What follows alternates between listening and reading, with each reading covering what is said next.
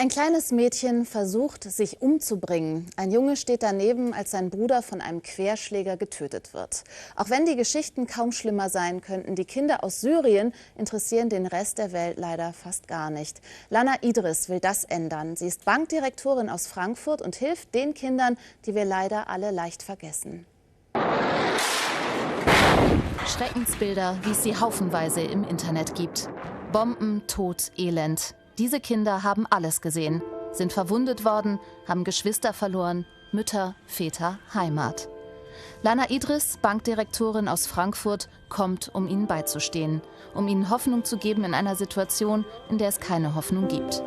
Lana Idris besucht sie bei ihren Schlafplätzen, in den Krankenhäusern und dreht, oft heimlich. Sie besucht auch Isra, ein 7-jähriges Flüchtlingsmädchen. Ich hatte von Isra gehört, dass sie versucht hat, Selbstmord zu begehen. Sie ist 7 Jahre alt.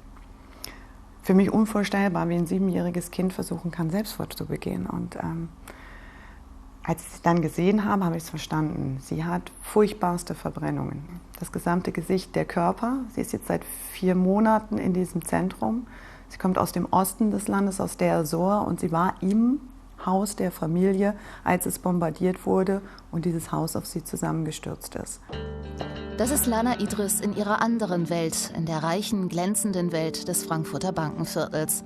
Lana ist Bankdirektorin einer Privatbank. Vor gut einem Jahr sitzt die Frankfurterin und selbst halb Syrerin auf ihrem Sofa, als sie einen Artikel liest über einen Mann, der in Syrien Kindern hilft.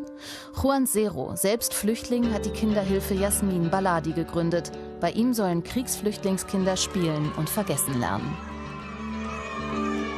Was besonders war, dass er gesagt hat zu sich selber, was kann ich tun, um meinem Volk zu helfen und vor allen Dingen den Kindern in dieser Situation. Lana Idris will auch helfen. 4-mal war sie in den vergangenen 12 Monaten selbst vor Ort, zuletzt vor 3 Wochen. Zusammen mit Juan Zero und anderen syrischen Flüchtlingen hat sie an der syrischen Grenze das Kinderstudio Yasmin Baladi neu aufgebaut. Wir haben ein altes Ladenlokal in der Stadt Reyhanlı, die ist ganz nah an der syrischen Grenze auf türkischem Boden gemietet. Das läuft folgendermaßen.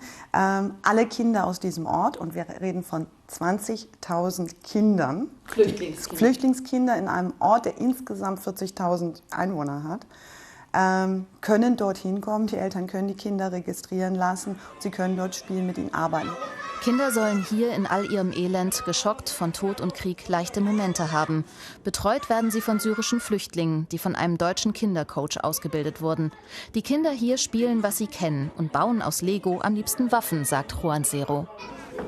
Ich habe zu ihm gesagt, morgen bauen wir aber mal ein Haus aus Lego und keine Waffen. Der Kleine sagte, vielleicht. Der kleine Musana hat im Kinderstudio von Lana Idris sein Lächeln wiedergefunden. Und das, obwohl auch er inzwischen viel zu viel gesehen hat. Sana hat miterlebt, wie sein älterer Bruder vor seinen Augen getötet worden ist. Man sieht sein Verhalten. Es ist für ihn wunderbar, da zu sein, aber er geht immer wieder in eine Ecke zurück. Weil diese Ecke gibt ihm Schutz von 2 Wänden. Von dort aus beobachtet er das Spielgeschehen. Und er versucht auch immer mal wieder mit reinzugehen. Und ich darf natürlich auch sehen, wie der aber jeden Tag bei uns tanzt, lacht und versucht, kleine Sachen zu lernen. 2400 Kinder betreut Lana Idris zusammen mit 12 Syrern in ihrem Studio. Spenden sammelt sie in ihrem beruflichen Netzwerk und im Freundeskreis. Aber um mehr Kindern zu helfen, wird das auf Dauer nicht reichen. Die kleine Isra, das 7-jährige Mädchen, das sich umbringen wollte, wird jetzt regelmäßig von Lana und ihren Mitarbeitern besucht, bis Isra soweit ist, dann selbst ins Kinderstudio zu kommen. Ich habe sie dort besucht, sie hat sich zu mir gesetzt und das hat mich wiederum wahnsinnig beeindruckt, was der Mensch alles, selbst in dem zarten Alter, dann doch irgendwie verarbeiten kann. Und dann fühlt man sich selber ganz klein, wenn ein 7-jähriges Mädchen einen anlächelt, das durch diese Hölle ist. Zu Hause in Frankfurt begleiten Lana die Bilder und Geschichten der syrischen Kinder überall hin. In ihren Alltag zurückzufinden, wird für die Bankerin schwieriger.